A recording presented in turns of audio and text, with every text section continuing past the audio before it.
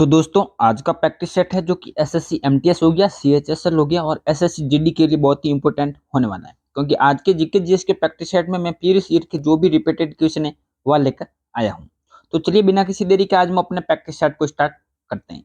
आज की क्लास का हमारा पहला क्वेश्चन है, सिंधु घाटी सभ्यता का बंदरगाह वाला नगर कौन सा था। तो दोस्तों सिंधु घाटी सभ्यता का जो बंदरगाह था वह कहाँ पर स्थित था। तो दोस्तों वह था लोथल। लोथल के अंदर सिंधु घाटी सभ्यता का बंदरगाह वाला नगर स्थित था। इनकी इस क्वेश्चन का हमारा ऑप्शन ए है जो कि बिल्कुल भी सही हो जाता है। अगर क्वेश्चन नंबर 2 की बात करें जो है किस जिले में मोहनजोदड़ो स्थित है। दोस्तों मोहनजोदड़ो जो कि सिंधु सभ्यता का भी नगर था या किस जिले के अंदर स्थित है। तो दोस्तों मोहनजोदड़ो जो कि लरकाना नामक जिले के अंदर स्थित है। यानी इस क्वेश्चन का भी हमारा ऑप्शन ए है जो कि बिल्कुल सही हो जाता है। नेक्स्ट क्वेश्चन है, निम्नलिखित में से किस वेद में प्राचीन वैदिक गुण की सभ्यता के बारे में सूचना दी गई है। तो दोस्तों प्राचीन वैदिक युग की सभ्यता की जो सूचना मिलती है वह हमें ऋग्वेद से प्राप्त होती है। यानी कि हमारा ऑप्शन ए है जो कि बिल्कुल सही हो जाता है। अगर दोस्तों ऋग्वेद की बात आ गई है तो ऋग्वेद है जो कि सबसे प्राचीन वेद है। और ऋग्वेद के अंदर मंडल कितने हैं? तो दोस्तों 10 तो है ऋग्वेद में मंडल, 1028 है इसके अंदर सुक्त और 10,462 है इसके अंदर ऋचाएं या फिर श्लोक। ये आपको बहुत ही ज्यादा याद रखना है। दोस्तों वेदांग, वेदांग की बात करें तो 6 है वेदांग। कौन कौन से ये आपको कमेंट के अंदर जरूर बताना है। अगला प्रश्न है जो है निम्नलिखित में से वह दस्तकारी कौन सी है जो आर्यों द्वारा व्यवहार में नहीं लाई गई थी। ये 4 दस्तकारी है, इनमें से वह कौन सी दस्तकारी है जिसका उपयोग आर्यों ने नहीं किया था। तो दोस्तों वह दस्तकारी है लोहार लोहारगिरी दस्तकारी। इनका उपयोग आर्यों द्वारा नहीं किया गया था।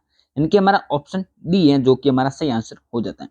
दोस्तों आप इन आंसर को बिल्कुल ध्यान से देखिएगा क्योंकि आगे में 3 से 4 क्वेश्चन ऐसे हैं जो कि इन्हीं क्वेश्चनों में से आगे क्वेश्चन पूछने वाला हूं और उनका आंसर आपको कमेंट के अंदर जरूर देना है क्योंकि वे बार बार हर किसी एग्जाम के अंदर पूछे जाते हैं।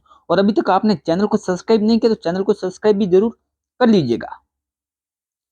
क्वेश्चन नंबर 5 है, भारतीय शासन के प्रतीक ये शब्द सत्यमेव जयंती निम्नलिखित में से किस ग्रंथ से लिए गए हैं। तो दोस्तों एक उपनिषद है मुंडकोपनिषद, इसी से सत्यमेव जयते का ये शब्द है जो कि लिया गया है। यानी कि इस क्वेश्चन का हमारा ऑप्शन ए है जो कि बिल्कुल सही आंसर हो जाता है। नेक्स्ट क्वेश्चन है, निम्नलिखित में से कौन सा प्राचीन भारतीय नगर था। तो दोस्तों ये 4 नगर है, इनमें से कौन सा नगर है जो कि प्राचीन भारतीय नगर था। तो दोस्तों वह नगर है मिथिला जो कि सबसे प्राचीन नगर है। यानी कि हमारा ऑप्शन सी है जो कि बिल्कुल सही आंसर हो जाता है। क्वेश्चन नंबर 7 जो है वेद शब्द का अर्थ क्या है। तो दोस्तों हम वैसे देखते हैं ऋग्वेद है, यजुर्वेद है, सामवेद है। इस वेद शब्द का अर्थ क्या है ये आपको बहुत ही यानी इसका उत्तर आपको पता होना चाहिए। तो क्या अर्थ है, तो वेद शब्द का अर्थ है ज्ञान यानी कि नॉलेज। यानी कि हमारा ऑप्शन ए है जो कि बिल्कुल सही आंसर हो जाता है। दोस्तों एंड के अंदर आपको यह भी बताना है कि आपने कितने क्वेश्चन करेक्ट किए। ये आप बताते नहीं है लेकिन आपको बताना है ताकि मेरे को भी पता चले कि आपकी तैयारी कैसी चल रही है और आपका लेवल कैसा है। क्वेश्चन नंबर 8 है, भारत में वर्ण व्यवस्था किस लिए बनाई गई थी। तो दोस्तों भारत के अंदर वर्ण व्यवस्था बनाने का क्या कारण था। दोस्तों इसका कारण था व्यवहारिक श्रम विभाजन के आधार पर जो भारत में वर्ण व्यवस्था है वह बनाई गई थी। इनकी हमारे ऑप्शन डी इसका बिल्कुल सही उत्तर हो जाता है। क्वेश्चन नंबर 9 की बात करें जो है प्रारंभिक आर्यों के बारे में निम्नोक्त कथनों में से कौन सा कथन सही है। तो दोस्तों ये कथन आपको बिल्कुल ध्यान से पढ़ने हैं। इनमें से कौन सा कथन है जो कि प्रारंभिक आर्यों के संबंध में सही नहीं है बल्कि गलत है। तो दोस्तों आर्य थे वो संस्कृत तो बोलते थे, घुड़सवारी भी करते थे, कई झुंडों में भारतवर्ष पहुंचे थे, लेकिन वे आर्य थे जो कि नगरों में निवास नहीं करते थे। जो आर्य थे जो कि ग्रामीण क्षेत्रों के अंदर निवास क्या करते थे। यानी कि इस क्वेश्चन का हमारा ऑप्शन डी है जो कि बिल्कुल सही आंसर हो जाता है। क्वेश्चन नंबर 10, इनमें से किस फसल का ज्ञान वैदिक काल के लोगों को नहीं था। तो दोस्तों वह कौन सी फसल है जिसका ज्ञान वैदिक काल के लोगों को नहीं था। तो दोस्तों उस फसल का नाम है तंबाकू। तंबाकू के बारे में वैदिक काल के लोगों को जानकारी नहीं थी। इनके हमारा ऑप्शन डी है जो कि हमारा सही आंसर हो जाता है। क्वेश्चन नंबर 11, वैदिक युग या फिर काल में राजा अपनी जनता से जो कर वसूल करते थे उसे क्या कहते थे। तो दोस्तों वैदिक काल के अंदर जो राजा अपनी जनता से कर वसूला करते थे उसको बोला जाता था बलि। इनके हमारा ऑप्शन ए है जो कि बिल्कुल सही आंसर हो जाएगा। नेक्स्ट क्वेश्चन है, प्रारंभिक वैदिक काल में वर्ण व्यवस्था आधारित थी, इसका क्या आंसर है। तो दोस्तों प्रारंभिक वैदिक काल में वर्ण व्यवस्था थी जो कि व्यवसाय पर आधारित थी। ये भी क्वेश्चन पीछे मैंने पूछ रखा है, लेकिन फिर भी मैंने इसका आंसर बता दिया जल्दी से, क्योंकि मैं भूल गया था कि पूछा है या नहीं पूछा है। हालांकि इस क्वेश्चन का आंसर आपको कमेंट के अंदर बताना था। तो हमारा ऑप्शन बी इसका बिल्कुल सही आंसर हो जाता है। अगले क्वेश्चन की बात करें, भारतीय प्रतीक पर उत्कीर्ण सत्यमेव जयते कहां से लिया गया। तो दोस्तों ये क्वेश्चन तो रिपीटेड है, मैंने आपको बता दिया है, तो आप इसका आंसर जरूर से जरूर कमेंट के अंदर आपको बताना है, यानी इस क्वेश्चन का आंसर क्या है। अगले प्रश्न की बात करें जो है, निम्न में से ऋग्वेद काल के दौरान किसकी जानकारी नहीं थी। तो दोस्तों ये चार प्रणाली है या जो भी है, इनमें से किसकी जानकारी है जो कि ऋग्वेद काल के दौरान नहीं थी। तो दोस्तों वह है वर्ण व्यवस्था जाति, इसकी जानकारी है जो कि ऋग्वेद के दौरान नहीं थी। क्वेश्चन नंबर 15, यज्ञ सूत्र निम्न में से किस वेद में है। तो दोस्तों यज्ञ सूत्र से तो ज्ञात होता है, यज्ञ सूत्र है जो कि यजुर्वेद के अंदर निहित है, यानी कि इस क्वेश्चन का हमारा ऑप्शन सी है जो कि बिल्कुल सही आंसर हो जाता है। अगला प्रश्न है, वैदिक युग में राजा अपनी जनता से जो कर वसूल करते थे उसको क्या कहते थे। तो दोस्तों ये भी क्वेश्चन रिपीटेड है, यानी कि इस क्वेश्चन का आंसर भी आपको कमेंट के अंदर बताना है। तो दोस्तों दो क्वेश्चन रिपीटेड आ चुके हैं, इनमें से दो का आंसर आपका कमेंट के अंदर होना चाहिए अगर आप अपनी लगन से तैयारी कर रहे हैं तो। अगला प्रश्न है, आर्य सभ्यता में मनुष्य के जीवन की आयु के आरोही क्रमानुसार निम्नलिखित चरणों में से कौन सा विकल्प सही है। तो दोस्तों मनुष्य होता है जो कि सबसे पहले तो पालन करता है ब्रह्मचर्य का, फिर आता है गृहस्थ के अंदर, फिर आता है वानप्रस्थ और फिर आता है संन्यास जीवन के अंदर, यानी कि हमारे ऑप्शन ए है जो कि बिल्कुल सही उत्तर हो जाएगा। क्वेश्चन नंबर 18 की बात करें जो है, आर्य अनार्यों के साथ अपने संघर्षों में सफल रही। तो इसका क्या कारण है कि आर्य अनार्यों के साथ अपने संघर्ष के अंदर सफल रही थी। तो दोस्तों इसका उपयोग है कि आर्यों ने घोड़ों द्वारा चलाए जा रहे रथों का प्रयोग किया था, इसलिए आर्य अनार्यों के साथ सफल रही थी, इनके हमारा ऑप्शन डी है जो कि बिल्कुल सही आंसर है। नेक्स्ट क्वेश्चन है, आरंभिक वैदिक काल में वर्ण व्यवस्था आधारित थी। तो दोस्तों आरंभिक वैदिक काल के अंदर वर्ण व्यवस्था थी, वो किस पर आधारित थी।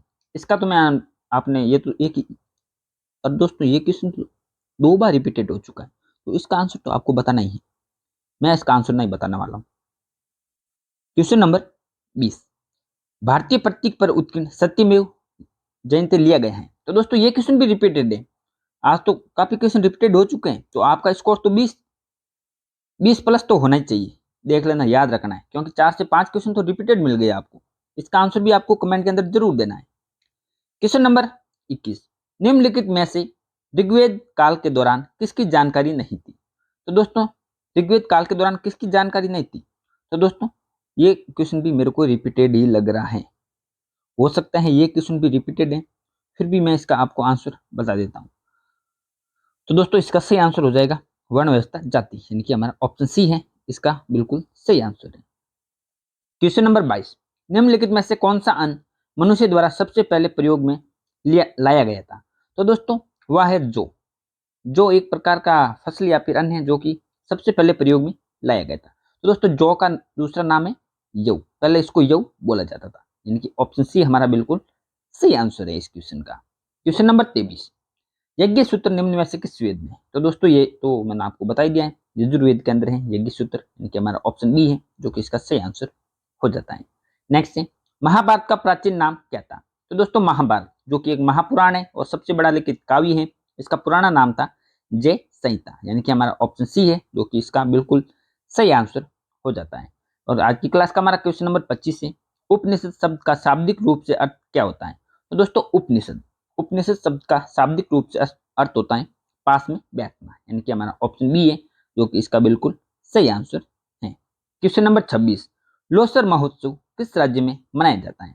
तो दोस्तों लोसर महोत्सव ये बहुत ही ज्यादा प्रीवियस ईयर का क्वेश्चन है, तो क्योंकि त्योहार से या फिर महोत्सव से रिलेटेड क्वेश्चन बार बार हर किसी एग्जाम के अंदर पूछे जाते हैं, तो इस क्वेश्चन का हमारा सही आंसर हो जाएगा ऑप्शन ए सिक्किम, क्योंकि सिक्किम के अंदर मनाया जाता है लोसर महोत्सव, यानी कि हमारा ऑप्शन ए है जो कि इसका बिल्कुल सही उत्तर है।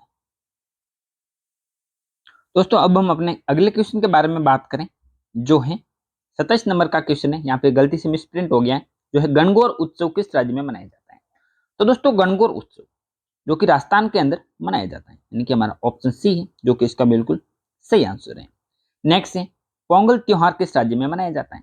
तो दोस्तों पोंगल त्योहार है जो कि तमिलनाडु के अंदर हर्षोल्लास के साथ मनाया जाता है, यानी कि हमारा ऑप्शन डी है जो कि इसका बिल्कुल सही आंसर है। क्वेश्चन नंबर 29, कथकली शास्त्रीय नृत्य किस राज्य से संबंधित है?